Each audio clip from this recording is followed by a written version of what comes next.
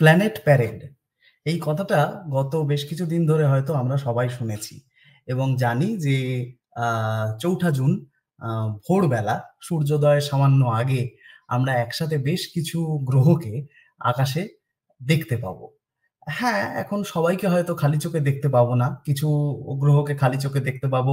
কিছুর জন্য হয়তো শক্তিশালী দূরবীন বা টেলিস্কোপের প্রয়োজন। সেটা ঠিক আছে, সেটা নয় পরে দেখা যাবে।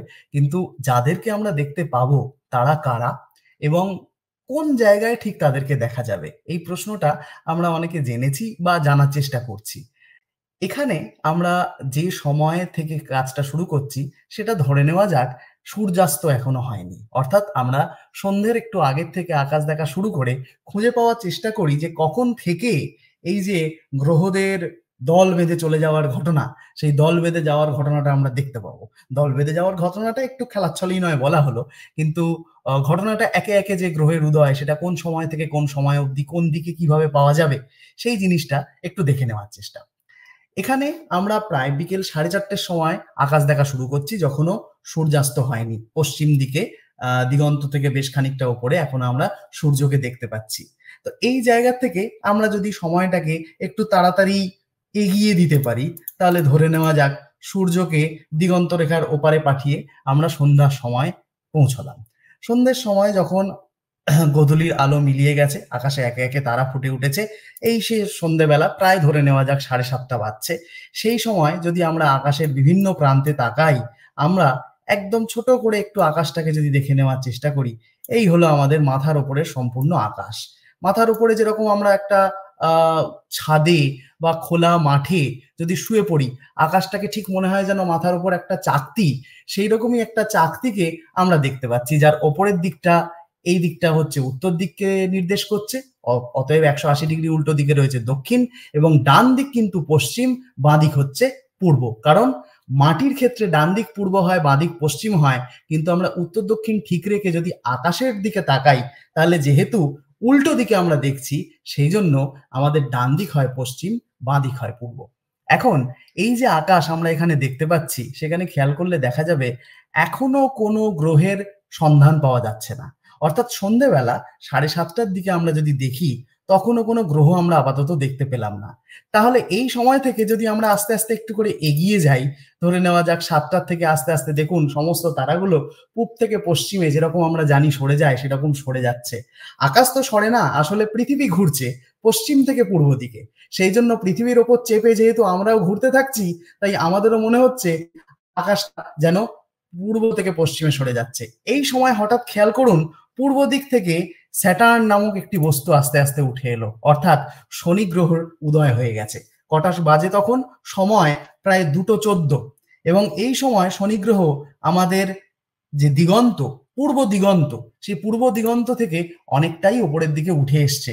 এখানে খেয়াল করলে দেখা যাবে শনি গ্রহ প্রায় 26 ডিগ্রি ওপরে আমার দিগন্ত রেখা থেকে উঠে এসছে। আপনাকে যদি আমি এর শুধুমাত্র একটু পূর্ব দিগন্তের ওপর দেখানোর চেষ্টা করি, তাহলে দেখুন পূব এবং দক্ষিণ পূব এই মাঝামাঝি বেশ খানিকটা উঁচু জায়গায়, ধরে নিন প্রায় 26 ডিগ্রি ওপরে, আমরা 2:15 অর্থাৎ 2:15 দিকে শনি গ্রহকে দেখতে পাচ্ছি। এবং তার সঙ্গে সঙ্গেই দেখুন আরেকটি গ্রহ তারপরে এসে পড়েছে, তিনি হলেন মঙ্গল, রেড প্ল্যানেট মার্স। সেটি এখন দিগন্তে রয়েছে কত? প্রায় 1 ডিগ্রি, অর্থাৎ দিগন্তে প্রায় মিশে রয়েছে। এই সময় অবশ্যই একে দেখতে পাওয়া খুব মুশকিল, কিন্তু রাত তো এখনো বাকি আছে, 2:15 বাজে সবে। তাহলে আমরা আরেকটু সময়টা এগিয়ে দিতে পারি, এবং সময়টাকে যদি আমরা এগিয়ে দিই, তাহলে দেখুন মঙ্গল আস্তে আস্তে সময়ের সাথে সাথে পূব দিগন্ত থেকে ওপরের দিকে উঠে আসবে। তখন আমার আর এদেরকে দেখতে কোনো অসুবিধা হবে না। এবং মঙ্গলের পরে যাকে দেখতে পাচ্ছেন, সে আমাদের সকলের পরিচিত চাঁদ, যাকে আর আলাদা করে চিনিয়ে দেওয়ার কোনো প্রয়োজন পড়ে না।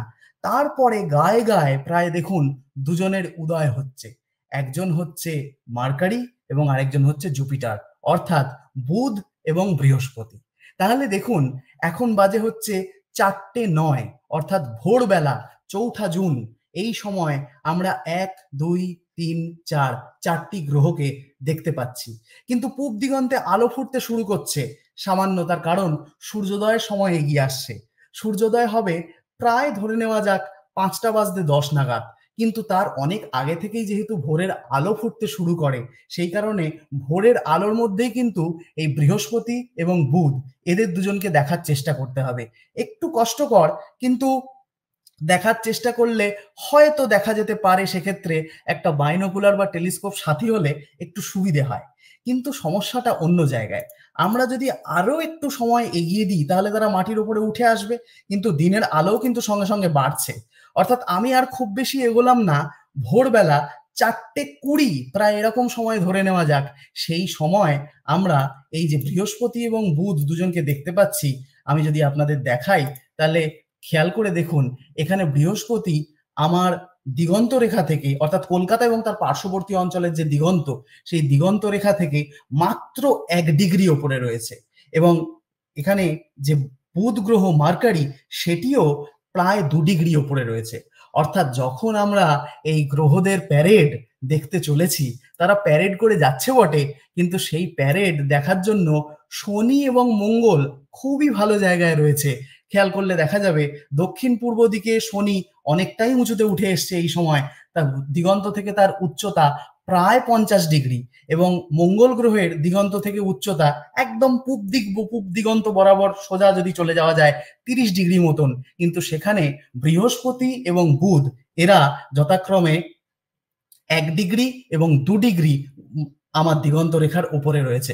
ফলে দিগন্ত একদম খোলা না থাকলে, কারণ বেশিরভাগ ক্ষেত্রে দিগন্তে আমাদের গাছপালা থাকে, শুধু তাই নয়, শহুরে দিগন্ত নিয়ে আরো সমস্যা। শহুরে দিগন্তে বেশিরভাগ সময়ই ধোঁয়াশা হয়ে থাকায় আমরা অনেক কিছু দেখতে পাই না। এখন যদিও মেঘেরও একটু সমস্যা থাকতে পারে, তা সত্ত্বেও আমরা ধরে নিতে পারি যে দিগন্তের এত কাছে এদের অবস্থান বৃহস্পতি এবং বুধের, ফলে খালি চোখে দেখাটা হয়তো এদের একটু সমস্যা হতে পারে। এখন এই 4টি গ্রহ দেখা যাবে, এটা নিয়ে কোনো সন্দেহ নেই। অর্থাৎ প্ল্যানেট প্যারেডের যে গ্রহগুলি দেখতে পাওয়ার আমাদের কথা ছিল, তাদেরকে কিন্তু আমরা নিঃসন্দেহে আকাশে পাবো। তার মধ্যে মঙ্গল এবং শনি, এদের দুজনকে খালি চোখে আমরা প্রত্যেকেই দেখতে পাবো উজ্জ্বল বিন্দু হিসেবে, যেখানে মঙ্গলকে একদম লাল বিন্দু হিসেবে দেখা যাবে, আর শনিকে একটু সাদা, অন্যান্য তারাগুলো আপনারা যেরকম দেখেন সেই রকমই খানিকটা দেখা যাবে। কিন্তু বৃহস্পতি এবং বুধ এদেরকে খালি চোখে দেখা বা দেখতে পাওয়া, দূরবীনের সাহায্যেও দেখতে পাওয়া একটু কষ্টকরই হবে, যেহেতু তারা দিগন্তের খুব কাছে রয়েছে। এখন প্রশ্ন করতে পারেন যে আমরা তো শুনেছিলাম বা সব জায়গায় তো আমরা জানি যে 6টা গ্রহ দেখতে পাওয়ার কথা। হ্যাঁ, ঠিক কথা, 4জনকে আমরা এখানে দেখতে পাচ্ছি, 2জনকে আপাতত পাচ্ছি না। তাদের মধ্যে একজন হচ্ছে ইউরেনাস, আরেকজন হচ্ছে নেপচুন। ইউরেনাস এবং নেপচুন এরা দুজন কিন্তু দিগন্তের অনেকটাই ওপরে রয়েছে, কিন্তু তারা যেহেতু অনেক দূরে রয়েছে পৃথিবী থেকে, সেই কারণে তাদের ঔজ্জ্বল্য অত্যন্ত কম, খালি চোখে দেখা তাদেরকে অসম্ভব। সেই ইউরেনাস এবং নেপচুন দিগন্তের এখন একজন বেশ খানিকটা উপরেই আছে, আরেকজন একটু নিচের দিকে আছে। সময়টাকে আমি একটু পিছিয়ে নিলাম, আমরা 4:20 থেকে ভোর 4টের দিকে চলে এসেছি। সেখানে আমি যদি একটু ভালো করে দেখি তাহলে দেখতে পাবো নেপচুনকে আমরা এখানে দেখতে পাচ্ছি। নেপচুন যেহেতু অনেক দূরে, সেই জন্য একে খালি চোখে দেখার কোনো রকম সম্ভাবনা নেই। শহরের আকাশ থেকে টেলিস্কোপে দেখাও যথেষ্ট কষ্টসাধ্য। তাদের অবস্থানটা তাও যদিও একটু বলতে পারি, তাহলে দেখুন মঙ্গল এবং শনি, এদের মাঝে একটু শনির দিক ঘেঁষেই বলা যেতে পারে নেপচুনের অবস্থান। ইউরেনাস তাহলে কোথায়? ইউরেনাসকে আমরা পাবো দিগন্তের একটু কাছাকাছি এই সময়। আমি যদি এখান থেকে দেখাই তাহলে এখানে দেখা যাবে ইউরেনাসকে আমরা এখানে দেখতে পাচ্ছি। ইউরেনাসের যদি আমরা দিগন্ত থেকে ও কতটা উচ্চতায় রয়েছে দেখতে চাই, সেটা মাত্র 4 ডিগ্রি, ভোর 4টের সময়। অর্থাৎ এর পরবর্তীতে যদি আমরা আরো দেখি, অবশ্যই যখন বৃহস্পতি এবং বুধ উঠে আসছে তখন কিন্তু এর উচ্চতা মাটির ওপর আরো বেড়ে গেল, কিন্তু দিনের আলোও বাড়ছে। সেই দিনের আলো বাড়লে এই অনুজ্জ্বল বস্তুটিকে দেখা কিন্তু আরো কষ্টসাধ্য। সেই জন্য সময়ের সাথে ইউরেনাস দিগন্ত থেকে অনেকটা উপরে উঠে আসবে বটে, কিন্তু সূর্যের আলো বেড়ে যাওয়ার দরুন একে দেখতে পাওয়া আরো কষ্টকর।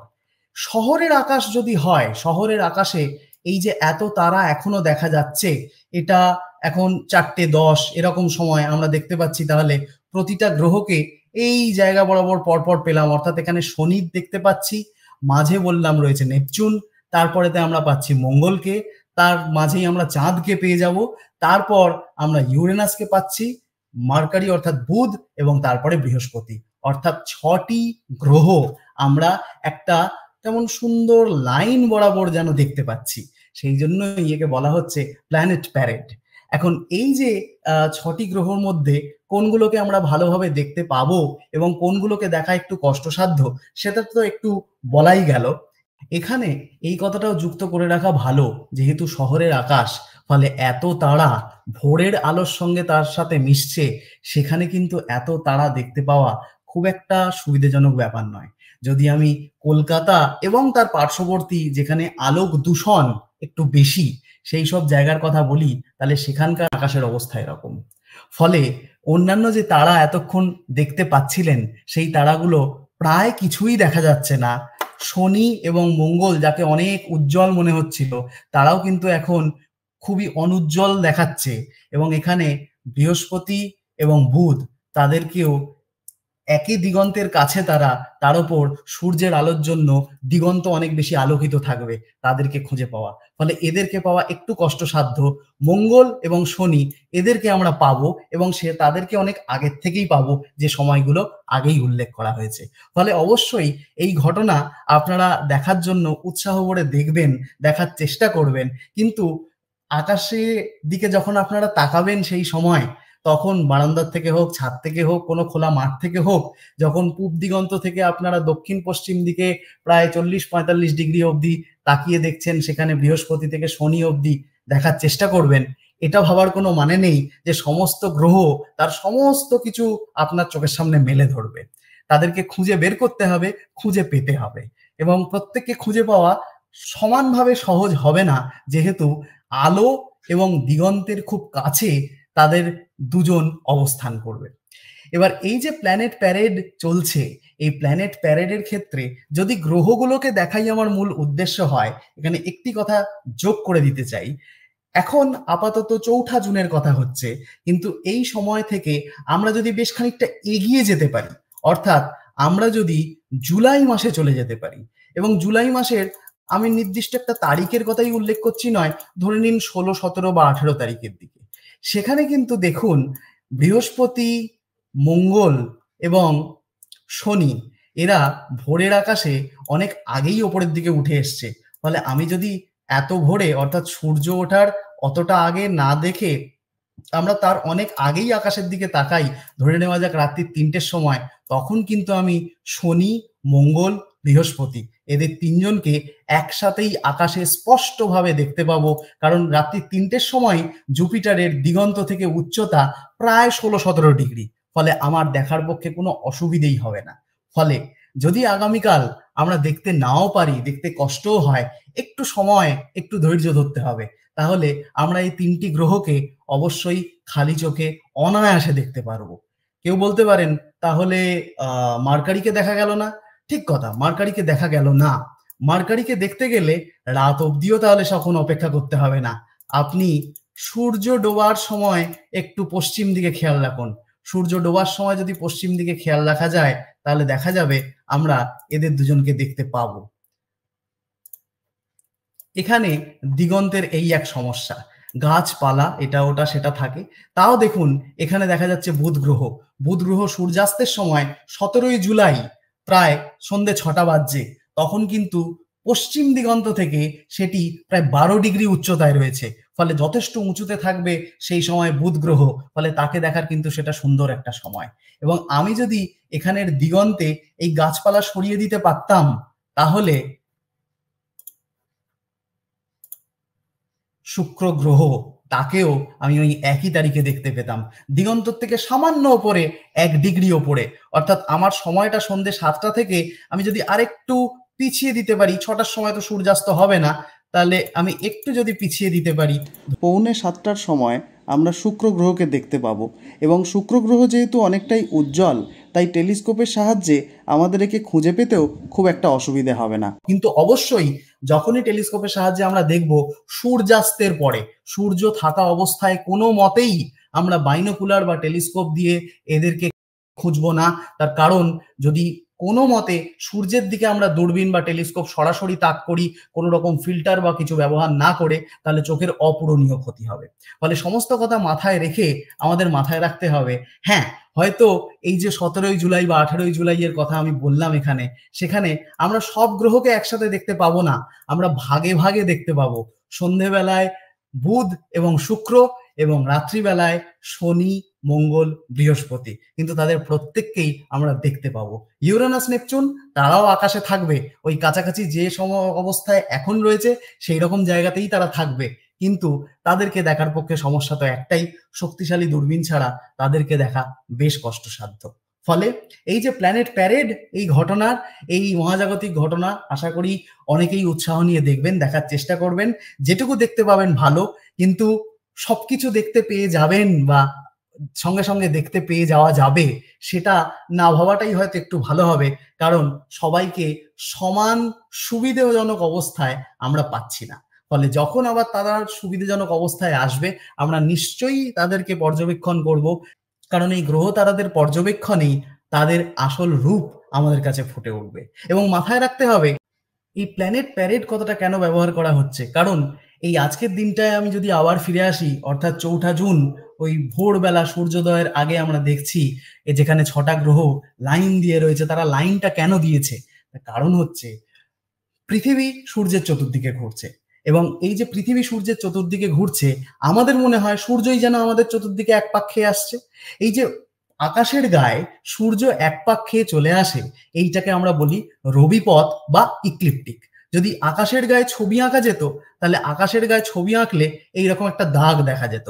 অবশ্যই অর্ধেক দাগই আমরা দেখতে পাবো, কারণ বাকি অর্ধেক তো আমাদের পায়ের তলায়, সেখানে আমরা দেখতে পাচ্ছি না। কিন্তু যদি সেই পায়ের তলাটা আমরা মুছে দিতে পারতাম, তাহলে এই রবিপথ খানিকটা এইরকম দেখাতো। এই হলো সেই রবিপথ, যে রবিপথে সূর্য পৃথিবীর চতুর্দিকে আমাদের মনে হয় সারা বছরে এক পাক খেয়ে আসছে।